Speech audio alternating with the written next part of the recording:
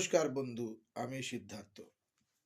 ভিতরে অনেকে ছবি তুললাম, অটোগ্রাফ দিলাম, কিছু কাগজে সই করলাম, হাজিরা দিয়ে শুনানির অভিজ্ঞতা জানালেন দেব। দেব অধিকারীর আজকে কার্জনের একটি স্কুলে এসআইয়ের হাতে দিতে গিয়েছিলেন দেব অধিকারী। আর তার এই প্রতিক্রিয়ায় একবার হাসি মুখে সে প্রতিক্রিয়া দিলেন যে ঘাটালের সাংসদ।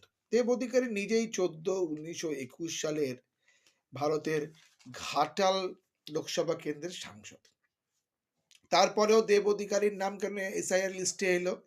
তার একটাই কারণ, 2002 যখন এসআইআর হয়েছিল তখন দেব অধিকারীর নাম নিশ্চয়ই ভোটার লিস্টে ছিলেন না। এই না থাকার ফলে তার কাছে সমন আসে, ও তিনি হাজিরা দেন, তার ডকুমেন্ট সাবমিট করেন ও তুলে আসেন। এসআইআর নোটিশ নিয়ে ফুঁসছেন স্বয়ং মুখ্যমন্ত্রী। মুখ্যমন্ত্রী বলছেন যে এসআইআর ডাকা হচ্ছে লোকে হয়রানি করার জন্য, এসআইআর করছে নাম বাদ দেওয়ার জন্য, এসআইআর করা হচ্ছে যে মানুষকে বিভ্রান্ত করার জন্য।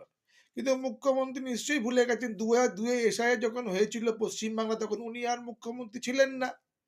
তখন কিন্তু উনি লোকসভায় দাঁড়িয়ে এসআইআর ডিমান্ড করেছিলেন ও বলেছিলেন সিপিএম পার্টি অবৈধ ভোটার ঢোকাচ্ছে পশ্চিমবাংলাতে, এতে পশ্চিমবঙ্গের জনবিন্যাস নষ্ট হয়ে যাচ্ছে। আর 2025-26 যে এসআইআর হচ্ছে তাকে ভোগান্তির পোয়াতে হয়নি। দেখুন, এসআইআর এর নাম সবারই আসবে যারা 2002 সালের ভোটার না। যাদের নাম এসআইআর এ নেই তাদের সবাইকে শুনানিতে ডাকবে, আর তাদেরকে সবাইকে ডকুমেন্ট দিতে হবে। আর ডকুমেন্ট যদি দিতে না পারে তাদেরকে আবার ডকুমেন্ট দিয়ে 6 নম্বর ফর্ম ফিল আপ করে আবার তাদেরকে আবার নাম তুলতে হবে। এটা একদম রুলস অ্যান্ড রেগুলেশনস। আমাদের দুর্ভাগ্য ও অন্য লোকের সৌভাগ্য যে এত বছর পর, 24 বছর পর এসআইআর হচ্ছে।